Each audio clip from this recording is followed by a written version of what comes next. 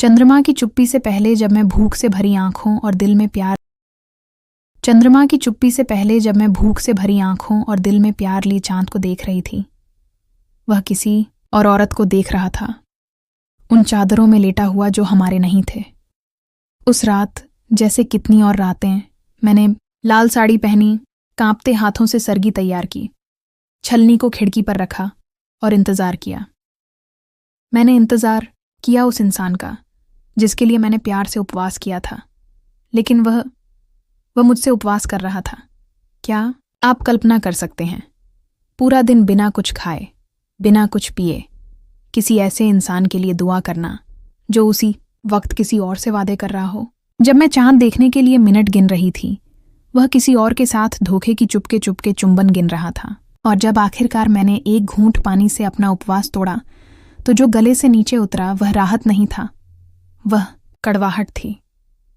यह सिर्फ बेवफाई की कहानी नहीं है, यह चुप्पी की कहानी है, त्याग की, ऐसे सच की जो भूख से ज्यादा दर्द देते हैं। लेकिन यह जागने की कहानी भी है, क्योंकि कई बार जिस दिन हम सबसे ज्यादा अनदेखी की जाती है, वही दिन होता है जब हम खुद को सच में देखना शुरू करती हैं। धोखे के पल में सच्चाई जन्म लेती है। अगर आपने कभी खुद को अदृश्य महसूस किया है, अगर आपने किसी को सब कुछ दे दिया जिसने आपको कुछ भी नहीं दिया, तो यह कहानी आपके लिए है। मेरे साथ बने रहिए अंत तक, क्योंकि जो दर्द से शुरू होता है वह ताकत पर खत्म होता है। अध्याय 1, चांद से पहले की चुप्पी। यह साल का सबसे खास दिन था मीरा के लिए। करवा चौथ एक रस्म नहीं था, वह एक प्रेम का व्रत था, एक चुप वादा जो ब्रह्मांड से किया गया था। वह सूरज से पहले उठी, हमेशा की तरह, थके हुए लेकिन आस्था से चमकते आंखों के साथ। घर में सन्नाटा था, जैसे हमेशा होता है। रसोई में उसने अपनी सास द्वारा छोड़ी गई सरगी तैयार की, फल, मिठाइयाँ और पानी। वह अकेली मेज पर बैठी। टीवी धीमी आवाज में कोई सीरियल चला रहा था, लेकिन उसका ध्यान वहां नहीं था। उसकी नजर घड़ी पर टिकी थी। राजत अब भी सो रहा था। फिर से वह आधी भरी प्लेट लेकर सीढ़ियां चढ़ी। कमरे में दाखिल हुई तो देखा राजत पीठ फेरकर लेटा हुआ था। राजत, उसने धीमे से कहा, हम बस 5 मिनट। और उसने आंखें बंद रखते हुए कहा, 5 मिनट जो घंटे बन जाते थे, जैसे हर साल होता था। मीरा ने अपना वही लाल साड़ी पहना जो उसने 6 साल पहले अपने पहले करवा चौथ में पहना था। एक मीठी याद हवा की तरह उसके दिल से टकराई, उसकी हंसी, उसके प्यार भरे नज़ारे और वह एहसास कि वह मीरा को कितना खास महसूस कराता था। अब सब कुछ दूर की गूंज बन चुका था। उसने पूरा दिन बिना बोले बिताया, ना कोई कॉल, ना कोई मैसेज, यहां तक कि तुम कैसी हो भी नहीं। उसका खाली पेट दर्द कर रहा था, लेकिन उससे ज्यादा दर्द उस खालीपन का था जो हर साल बढ़ता जा रहा था। सूरज ढलते ही वह छलनी लेकर छत पर गई। चांद अब तक नहीं निकला था, लेकिन उसके भीतर कुछ मर चुका था। जब मैं प्यार के लिए उपवास कर रही थी, वह झूठ से पेट भर रहा था, बस मुझे पता नहीं था। अध्याय 4, सच का उपवास। उस रात मीरा ने अपना चेहरा ऐसे धोया जैसे वह सिर्फ मेकअप नहीं, खुद को मिटाना चाहती हो। आईने में जो चेहरा दिखा वह उसका नहीं था। वह एक धोखा खाई औरत का चेहरा था, लेकिन उससे भी ज्यादा वह एक ऐसी औरत का चेहरा था जो सालों से मौजूद होते हुए भी अदृश्य रही। वह बिस्तर के किनारे बैठी, हाथ में मोबाइल थामे। होटल का वीडियो सेव था। 37 सेकंड जिनमें उसकी दुनिया हमेशा के लिए बदल गई। वह चुपचाप देखती रही। वो चुंबन, कमर पर वो हल्का सा स्पर्श, राजत का उस होटल में किसी और के साथ सहजता से दाखिल होना, जैसे वह रोज का काम हो, जैसे मीरा उसकी छुपी हुई जिंदगी हो और अनन्या उसकी असली। उसने चीखा नहीं, ना ही रोई, बस गहरी सांस ली और स्क्रीन बंद कर दी। सोना जरूरी था, लेकिन तकिया पत्थर बन गया था और बिस्तर यादों से भरा हुआ एक युद्ध क्षेत्र। राजत की हर हरकत, हर करवा चौथ, हर मैं तुमसे प्यार करता हूं, सब बिजली की तरह दिमाग में चमकते रहे। जो यादें कभी मीठी थीं, अब वे खुली जख्मों पर नमक जैसी जलन देने लगीं। अगली सुबह वह जल्दी उठी, न इसीलिए कि कोई काम था, बल्कि इसलिए कि नींद अब लौटने को तैयार नहीं थी। उसने नाश्ता तैयार किया, उसका चाय का कप मेज पर रखा, हमेशा की तरह। राजत सूट में नीचे आया, हाथ में मोबाइल, और गुड मॉर्निंग हवा में उछाल दिया। उसने चुपचाप मुस्कुरा दिया, लेकिन आंखें वो पहले से कहीं ज्यादा जिंदा थीं। उसे कुछ महसूस ही नहीं हुआ। वह मीरा की भक्ति को इतना पक्का मानता था कि कभी सोचा ही नहीं कि वो एक दिन छोड़ भी सकती है। वह उसके मौन पर वैसे भरोसा करता था जैसे कोई आजीवन सजा पर करता है। वह उसका जेलर था और उसकी ही कोठरी, लेकिन मीरा अब एक पलायन की योजना बना रही थी। सबसे पहले उसने वो ईमेल खोला जिसे वह सालों से नहीं छुई थी। एक नया फोल्डर बनाया, नाम रखा असली जिंदगी। उसमें सेव किया वीडियो, स्क्रीनशॉट्स, मैसेजेस, हर सबूत, हर झूठ का टुकड़ा। उसे पता नहीं था कि वह इन सब का क्या करेगी, लेकिन एक बात निश्चित थी, अब वह भूलने वाली नहीं थी। अब और नहीं। दिन भर वह अभिनय करती रही, सास से बात की, पड़ोसन को मुस्कुराकर देखा, पौधों की देखभाल की, लेकिन भीतर कुछ बदल रहा था, जैसे जमीन के नीचे लावा धीरे धीरे बह रहा हो। धीरे, लेकिन इतना तेज कि सब कुछ बदल सकता है। रात को जब राजत गहरी नींद में था, जैसे कि वह कोई पुण्यात्मा हो, मीरा उसे देखती रही। वह चेहरा जो कभी उसे प्रिय था, अब पराया लग रहा था। वह चेहरा जो वह बहुत अच्छी तरह जानती थी, और अब शायद बिल्कुल नहीं। उसने सोचा, कितनी बार उसने उस चेहरे को श्रद्धा से चूमा, उसके लिए उपवास किया, दुआएं की, उसकी रक्षा की, शब्दों से, कर्मों से, मौन से। और अब क्या बचा था? एक खाली पेट वाली औरत, एक सूना दिल और एक आत्मा जो झूठों से भर चुकी थी। वह धीरे से उठी और बालकनी में चली गई।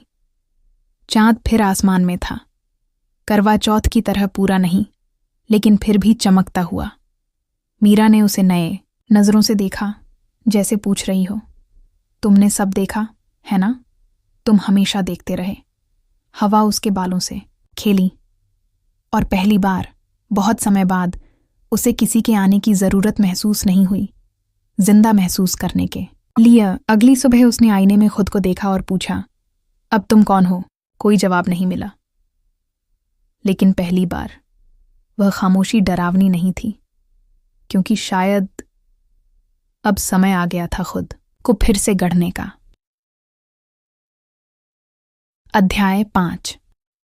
जब मैं मर रही थी, वह जी रहा था। पूरा दिन मीरा घर में भटकती रही, जैसे कोई आत्मा। न आंसू थे, न चीखें, बस अपने पैरों की धीमी आवाज, जैसे हर कदम एक डगमगाते जमीन पर टिकने की कोशिश हो। उसने अलमारी खोली और लाल साड़ी देखी, अभी भी करीने से रखी हुई, करवा चौथ की पिछली रात से। उसने धीरे से कपड़े पर हाथ फेरा। अब वह साड़ी कोई उत्सव की पोशाक नहीं लगी, वह शोक की चादर लग रही थी। राजत के लिए नहीं, वह तो अब भी था, सांस लेता, झूठ बोलता। ये शोक था उसके अपने लिए, उस मीरा के लिए जो विश्वास करती थी, उस पत्नी के लिए जिसने हमेशा सही किया, उपवास रखा, देखभाल की, इंतजार किया। जब वह श्रद्धा से भूखी थी, वह किसी और से तृप्त हो रहा था। यह सोच उसके गले में कड़वाहट बनकर उठी। वह दीवार से टिक गई, टांगों में ताकत नहीं थी, आंखें शून्य में घड़ी थीं। भीतर अब दुख की जगह एक चुपचाप गुस्सा पनप रहा था, एक ठंडा गुस्सा, शोर नहीं करता, बस आत्मा में धुआं की तरह भरता जा रहा था। शाम को राजत वापस आया, मुस्कुराते हुए, गले में कोई अलग खुशबू। कहने लगा कि ऑफिस वालों के साथ ट्रिप प्लान हो रही है, शायद कुछ दिन बाहर रहेगा। मीरा ने सिर हिलाया और मुस्कुरा दी। और वही मुस्कान उसे यकीन दिलाने को काफ़ी थी। उसे लगने लगा कि सब काबू में है, क्योंकि प्यार करने वालों को धोखा देना आसान होता है। उस रात वह गहरी नींद में सो रहा था। मीरा ड्राइंग रूम में बैठी थी, हाथ में वो पुरानी शराब की बोतल जो उसने बहुत पहले छुपा कर रखी थी। वह शराब पीने की शौकीन नहीं थी, लेकिन आज उसे कुछ चाहिए था जो उसके भीतर जमी बर्फ तोड़ दे। वाइन गले से नीचे उतरी, कड़वाहट के स्वाद के साथ। उसने टीवी चलाया, चैनल बदले। एक पुरानी रोमांटिक फिल्म पर रुक गई। स्क्रीन पर एक जोड़ा वर्षों बाद मिल रहा था। शब्दों में माफी, किस्मत, दूसरा मौका गूंज रहे थे। मीरा हल्के से हंसी। अगर असल जिंदगी में कोई बैकग्राउंड म्यूजिक होता तो उसकी जिंदगी एक मूक फिल्म होती, बिना रंग, बिना धुन, बिना दोबारा मिलने की उम्मीद। उसने मोबाइल उठाया, वीडियो फिर चलाया। उसका स्पर्श, वो हंसी, वो सहजता, जैसे ये सब नया नहीं था, बल्कि पुराना, रोज का, अंतरंग, वो सब जो मीरा को बहुत समय से नहीं मिला था। उसने पॉज पे क्लिक किया। दिमाग ने एक और दृश्य रचा। मीरा छत पर लाल साड़ी में छलनी लेकर चांद का इंतजार करती, जबकि वो 2 मोहल्ले आगे किसी और का साड़ी खोल रहा था। यह दृश्य इतना सजीव था कि आंसू रोकना नामुमकिन हो गया। पहला आंसू दिनों बाद गाल पर बहा, बस एक, लेकिन काफी था। उसने टीवी बंद की, रसोई में गई और वो रात का खाना धोने लगी जो उसने खाया भी नहीं था। झाग से हाथ ढक गए थे, लेकिन अंदर की गंदगी साफ नहीं हो रही थी। उसे महसूस हो रहा था वह इस्तेमाल की गई है, वह बदली जा चुकी है। सबसे बड़ी बेइज्जती क्या होती है? उसके लिए उपवास करना जो किसी और को खिला रहा हो। उसने मां को कॉल करने का सोचा, पर क्या कहती? कौन सा दर्द है जो बिना किसी और का दिल तोड़े बांटा जा सकता है? उसने सोचा, चिट्ठी लिखे, लेकिन शब्द बेअसर लगे। किसी भी शब्द में वो वजन नहीं था जो वो महसूस कर रही थी। वह सीढ़ियां चढ़ी, बिस्तर पर लेटी, पीठ उसकी पीठ से सटी और सालों में पहली बार शुभ रात्रि नहीं कहा। उसने पेंटिंग की। सामने एक बड़ी कैनवास थी, लगभग अधम्य, पर उसके हाथ नहीं कांपे। उसने एक स्त्री को चांद के नीचे चित्रित किया, अकेली पर शांत, आंखें बंद, चेहरा स्थिर। वह स्त्री जो अब आशीर्वाद नहीं मांगती, वह खुद एक आशीर्वाद बन चुकी थी। फोन एक बार बजा। सास थी, पूछ रही थी क्या व्रत रखा है। मीरा ने विनम्रता से जवाब दिया, पर कोई सफाई नहीं दी। सफाई देने का समय बीत चुका था। शाम को वह छत पर गई। हाथ में चलनी थी, पर इस बार किसी और मकसद से। वह चांद को आंखों में देखना चाहती थी। वह अलविदा कहना चाहती थी, रजत को नहीं। वह तो अब कहीं भी नहीं था उसके भीतर। वह उस स्त्री को अलविदा कहना चाहती थी जो बहुत इंतजार करती रही, बहुत चुप रही, बहुत खुद को भूल गई। आकाश साफ था। चांद धीरे धीरे निकला, जैसे जानता हो कि उसका इंतजार है। मीरा मुस्कुराई, चलनी उठाई, चांद को देखा और फिर पहली बार उस शीशे में खुद को देखा जो वह लाई थी। अपनी ही आंखें देखीं, चांदनी में नहाई हुई, और फुसफुसाई, आज मैं खुद के लिए व्रत करती हूं, अपने पुनर्जन्म के लिए, उस शांति के लिए जो मुझे अंत में मिली, उस स्त्री के लिए जो भूख सह गई पर अब झूठ नहीं सहेगी। उसके पीछे रजत खड़ा था। मीरा चौंकी नहीं उसका दिल डोला। रजत छोटा लग रहा था, थका हुआ, जैसे समय ने उसका हिसाब ब्याज समेत ले लिया हो। उसके हाथ में मिठाई का डिब्बा था। चेहरा अपराध बोध से ढका हुआ। धीरे धीरे पास आया। मीरा, तुम बहुत सुंदर लग रही हो। मीरा ने बस देखा। मैंने बहुत सोचा, बहुत गलतियां की, लेकिन मैं तुमसे प्यार करता था और अब भी करता हूं। मीरा न मुस्कुराई न रोई, बस खामोश रही। उसकी चुप्पी अब एक ढाल थी, एक वेदी। शायद अब देर हो गई है, लेकिन अगर तुम चाहो तो मैं नहीं चाहती। रजत धीरे से कहा, पर निर्णायक रूप से। तुमने मुझे अब नहीं खोया। तुमने मुझे उस रात खो दिया जब मैंने आंसुओं से व्रत तोड़ा था, जब मुझे एहसास हुआ कि मैं अकेली हूं, जब तुमने किसी और को चुना और मैं सिर्फ तुम्हें।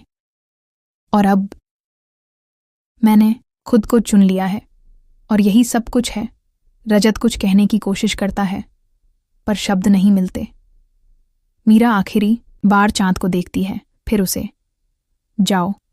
रजत रुकता है, फिर चला जाता है, सीढ़ियों से नीचे, जैसे अपने ही अपराध का बोझ लिए। मीरा कुछ पल और खड़ी रहती है, बालों में हवा बह रही है। अकेली, हाँ, पर आजाद। वह भीतर लौटती है। घर शांत है। पूजा स्थल पर एक दिया जलाती है। कुछ मांगती नहीं, सिर्फ धन्यवाद करती है रात को। वह अपने कॉपी में लिखती है, आज मैंने किसी के लिए व्रत नहीं तोड़ा, मैंने एक चक्र तोड़ा। और खुद से लिपटकर सो जाती है। ऊपर से चांद मुस्कुरा रहा होता है। अध्याय 9। चांद अब मेरा है। आने वाले हफ्ते हवा में उड़ते पत्तों की तरह बीते। मीरा अब खुद को उस औरत से बहुत दूर पाती थी जो सूरज से पहले उठकर सरगी बनाती थी, जो व्रत रखती थी पर दिल भूखा छोड़ देती थी, जो मानती थी कि प्रेम सब कुछ सह लेना है। अब वह जानती थी प्रेम एक चुनाव है और पहला चुनाव हमेशा खुद होना चाहिए। जिस चित्र को उसने करवा चौथ की सुबह बनाया था, अब वह फ्रेम में दीवार पर टंगा था। एक अकेली स्त्री, पर शांत। अकेलापन नहीं, आत्मसंपूर्णता। वह पुनर्जन्म का चित्र था। एक दिन अचानक उसने उस पेंटिंग की तस्वीर ली, अपनी कहानी के साथ एक छोटा सा कैप्शन लिखा और सोशल मीडिया पर पोस्ट कर दिया। सालों बाद पहली बार वह खुलकर कुछ कह रही थी। किसी का नाम नहीं लिया, किसी को दोष नहीं दिया, पर सब कुछ कह दिया। कभी मैंने प्रेम के लिए व्रत किया और जब चांद का इंतजार करती रही तब दिल धोखे में था। अब मैं नहीं इंतजार करती। चांद मेरा है। अब मैं उसे याचना से नहीं, गर्व से देखती। और अब मैं सिर्फ उसी के लिए उपवास करती हूं जो मुझे पोषित करे। शांति, कला, सच्चाई। फोन बंद किया और आगे नहीं सोचा। पर कुछ घंटे बाद ही जवाब आने लगे।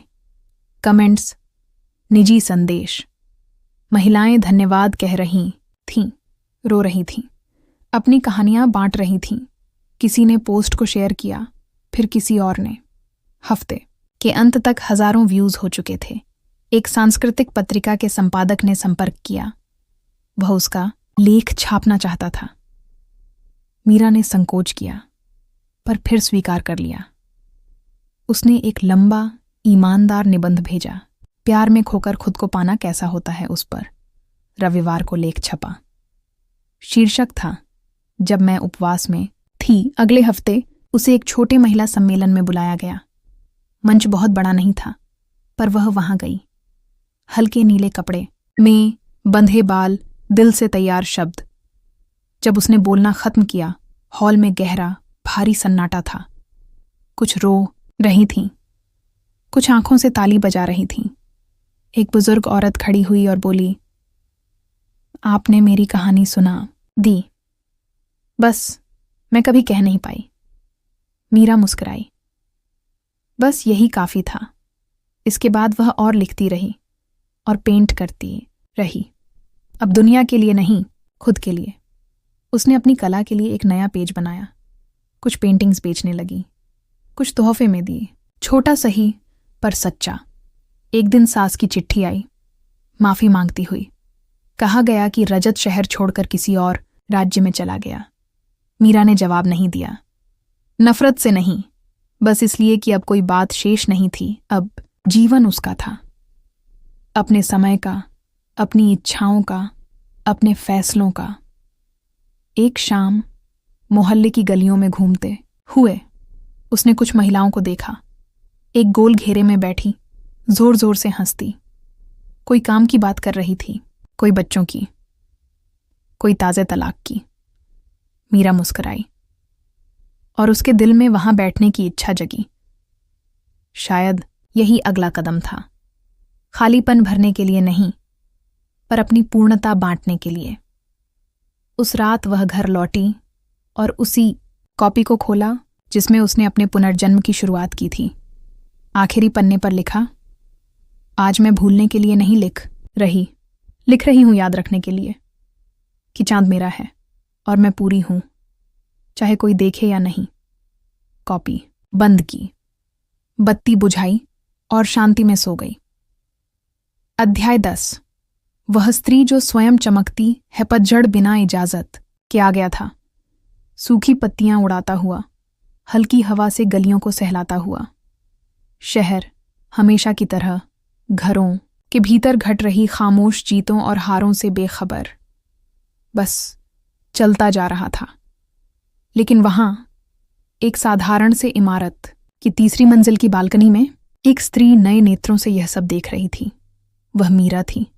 अब उसे कैलेंडर में तारीखों पर टिक करने की आदत नहीं रही थी, न किसी जन्मदिन का इंतजार, न त्योहारों का, न किसी फोन कॉल का। दिन बस आते थे और वह उन्हें कविता की तरह अपनाती थी, कुछ उदास, कुछ कोमल, कुछ उलझे हुए, पर हर एक किसी न किसी रूप में जरूरी। उस रात वह विशेष रूप से शांत थी। एक ढीली सी कमीज पहने, खुले बाल, नंगे पैर, हाथों में एक लिफाफा था। उसके भीतर उसकी किताब की पहली छपी हुई प्रति थी, छोटी सी, साधारण, पर पूरी तरह उसकी। सफेद कवर, सरल अक्षरों में शीर्षक, जब मैं उपवास में थी। वह लेखों, संस्मरणों और स्मृतियों का संग्रह था। कहानियां, बिना घृणा के, पर पूरी सच्चाई से भरी हुई। उसने लिफाफा धीरे धीरे खोला, कवर पर उंगलियां फेरीं, जैसे अपनी ही त्वचा को छू रही हो। भीतर उसका अतीत शब्दों में सजा हुआ था। जो कुछ जला, जो कुछ दब गया, जो कुछ उसने फिर से गढ़ा, वह सब। उसकी हर एक चोट अब कला बन गई थी। मीरा बालकनी में बैठ गई, किताब गोद में रखकर। आकाश में पूर्णिमा का चांद ऊपर उठ रहा था, जैसे कोई प्रकाश स्तंभ। अब उसने चांद का इंतजार करना सीखा था, किसी को पाने की उम्मीद में नहीं, बल्कि जैसे कोई अपने ही प्रतिबिंब को आसमान में देखता है। वह वहां था, दूर पर स्थिर। एक स्मरण की समय बीतता है और फिर लौटता भी है, जैसे शक्ति लौटती है। मीरा को याद आया जब वह उसी चांद को देखती हुई उपवास करती थी, उस आदमी की प्रतीक्षा में जिसने कभी उसकी उपस्थिति का मूल्य नहीं जाना। अब वह चांद उसकी साथी था, प्रेम का प्रतीक नहीं, स्थिरता का प्रतीक, पुनर्जन्म का प्रतीक। उसने गहरी सांस ली, खुद को पूर्ण महसूस किया। इसीलिए नहीं कि सब कुछ ठीक हो गया था, बल्कि इसलिए कि वह ठहर गई थी। उसने खुद को फिर से बनाया था, टुकड़ा टुकड़ा, दर्द दर्द, सपना सपना। नीचे शहर की आवाजें चलती रहीं। एक हॉर्न, कहीं दूर से आती हंसी, किसी कुत्ते का भौंकना। सब कुछ सामान्य और फिर भी सब कुछ नया। मीरा ने पल भर के लिए आंखें बंद कीं। हवा ने उसका चेहरा छुआ। उसने उस खामोशी को खुद में समेट लिया। फिर वह उठी। वह उस कमरे में गई जहां कभी उसने रजत के लिए अगरबत्तियां जलाई थीं, प्रार्थनाएं की थीं। इस बार उसने एक मोमबत्ती जलाई, मांगने के लिए नहीं, आभार के लिए। और वहीं उस हल्की रोशनी में उसने किताब को मोमबत्ती के पास रखा। अब कोई अर्पण नहीं, बल्कि एक विजयी प्रतीक। उस रात वह नहीं रोई। उसने दर्द के साथ कुछ याद नहीं किया, कुछ वापस पाने की इच्छा नहीं की। बस जिया, शांति में, स्वयं में, पूर्ण। और ऊपर से चांद पहले से ज्यादा उज्जवल प्रतीत हो रहा था, जैसे कह रहा हो, मैं तुम्हें सदा देखता रहा।